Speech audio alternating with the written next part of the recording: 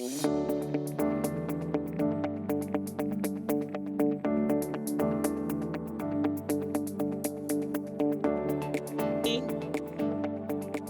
going live in 5, 4, 3, 2, 1. Hey, good morning, everyone. My name is Chris-Beth Cowie, and I'm the founder of Empowered Vex and the host of BizGrams. I am super excited because today we have a very special guest, Crystal from LIOHAN, an awesome organization that is working to create meaningful connections for families, kids, and their parents as they are going through, especially this time, COVID, navigating COVID. Crystal, thank you so much for being here with us today. How are you this morning? Thanks so much for having us, Chris-Beth. This is such a pleasure. And I love you, big fan. And it's just great to be able to have this time to talk. I'm great. Thank you. It is our delayed spring break. So the kids are home and we're just trying to make the best of it. Yeah. Hey, and I've been talking to a lot of moms and dads, and I hear you. They're making the most of this time. And, tell us a little bit about your organization and where your organization plays such an effective role in making sure the bonding time is quality time. Yes, thank you. I appreciate that. What I've noticed. So anyways, LIOHAN is an acronym, stands for Living in Our Here and Now. And I really mean that. I mean, what does it mean to truly live in our moment? And we're all connected, right? Here, being present, and knowing that the present is a result of the past and impacts the future. We just focus here especially with families, especially in a time when we're physically spending more time together. And yet I still hear, hectic days, right? People balancing work, careers, kids learning from home. Even though we're physically together more, it's still tricky as ever to find that meaningful time together. Hey, that's so powerful. And I know, so with your application, is it an application, it's a platform? What are some of the tools that you use to foster that community or relationship and bonding time with parents and kids? Yeah, I appreciate it. I should probably give some quick background. So we are a startup. And before COVID times, we did focus on in-person activities or events. What we did was we empowered families to really bond, learn, and create together. And we find it's not just about bonding. We have to give, or what we strive to do is give really engaging, often mind-blowing activities that are shared experiences. Because we found, with a shared novel experience, that's when you're going to bond. That's when you're going to learn and create something together, right? That's meaningful, not just the time, but also the memories.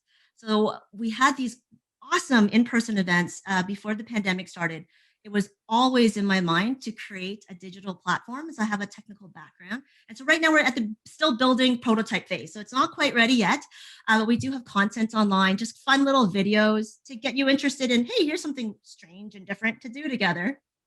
Yeah, and I love that, it's not just about, hey, let's do an activity together, it's something that's meaningful, something that's dynamic, which, when you're engaged in phonetical things, as I like to call them, they become memorable, right? And they're that takeaway. It's like, hey, I can remember when my dad and I, when my mom and I, when my siblings and I, and that gets etched in one's heart and one's mind, right? So that is so, so powerful. And so, you talked to us about your startup, the transition through COVID, being in person and then wanting to bring that fire flavor to the online presence. Do you want to talk to us a little bit about that process of navigating that pivot for us? What have you learned through that process? Yeah, sure. I think part of it is it's the fun part of being an entrepreneur. And also the challenge is you've got to do everything and you've got to learn, right? So for example, this is my studio back there. It's hard to point. That's where I do my video work. I am not a videographer. I have no background in video. And yet I leverage different skills through storytelling, presentations. I used to code. So even coding helped me figure out how do I use a video editing suite. And so just really going back to what are the core values, what are the core benefits of what we do, and saying, how do I stay true to that? One of the greatest skills I think I'm working on developing more and more is understanding, okay, we have all of these different tools. We're not necessarily an expert in using all of these tools. So how can you, it's not called a compromise, I don't think. I think it's about how do we balance, or how do we leverage, the different tools we have? An example might be a soup. Okay, I love cooking. So you think about all the different ingredients that you have. Maybe you're lacking, I don't know, a hot pepper, and you really want that hint of spice. So you try something else, you substitute it, right? Or maybe if the soup isn't like the best right now, but I'll put it in a gorgeous bowl, right? And that gorgeous bowl kind of ups the experience. So it's little things like that really brings out the creativity. I find in entrepreneurship, and say, hey, it's okay. We're not perfect in everything. There's no such thing. Let's just do our best to give that great experience. Hey, I honestly love and value what you just shared. You talked about, this disruption happened. You move from a service-based company, and in our network, we see a lot of people who were in person doing those types of service-based type of activities to grow and flourish their business, dramatically impacted by COVID. But it's really cool that you in order to navigate and pivot during this time effectively, you're like going back to the core values. What do we truly care about? What is the value that we're bringing to market? What makes us distinctive? And then now you have this plethora of tools, and one can be very overwhelmed by that. But selecting one or two that you could commit to learn new skills, to bring that value to the marketplace in a new and innovative way, I think you're on the right track. And we look forward to seeing and hearing about your prototype once it comes live.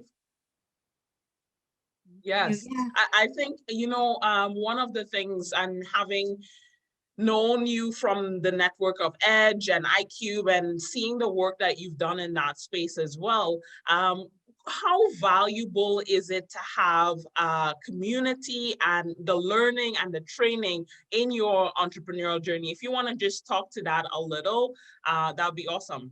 That's perfect. You read my mind. That's what I was thinking. That's what I want to talk about. Absolutely. I thinking about the challenges of going through.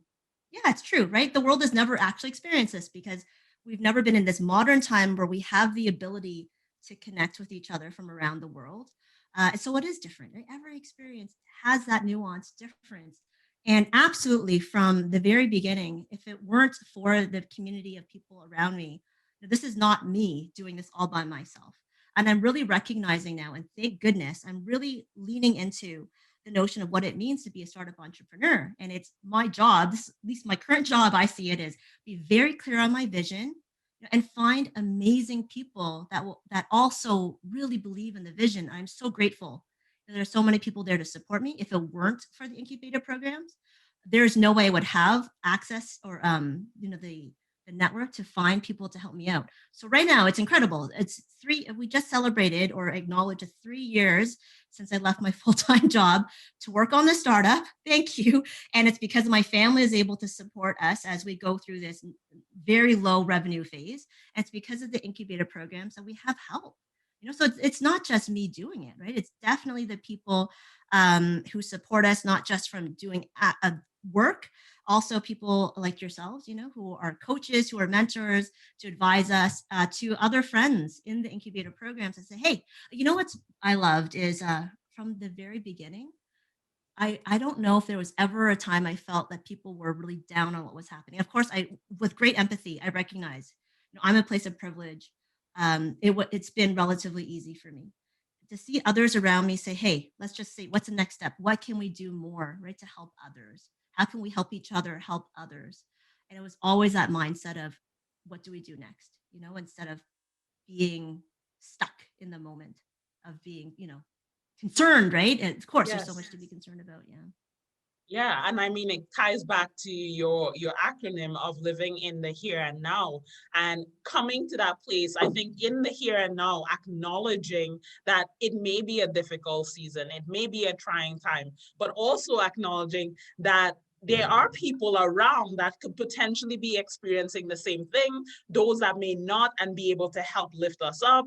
And you might, as you mentioned, being in a place of privilege, being able to help others along the way as well, right? So that, is so powerful and dynamic when you think about, this startup journey around, hey, I might be a solopreneur, but I'm the vision carrier. Who else believes in my vision? How can they come alongside? And I love that word. That is one of my words, leverage. How can I leverage the skill set of the team, the community, to help advance the mission that we're on? So that is so powerful. I guess one of the questions that I have for you as well, in terms of your journey to date, what would be one of your greatest accomplishments or something that you're most proud of that you want to share?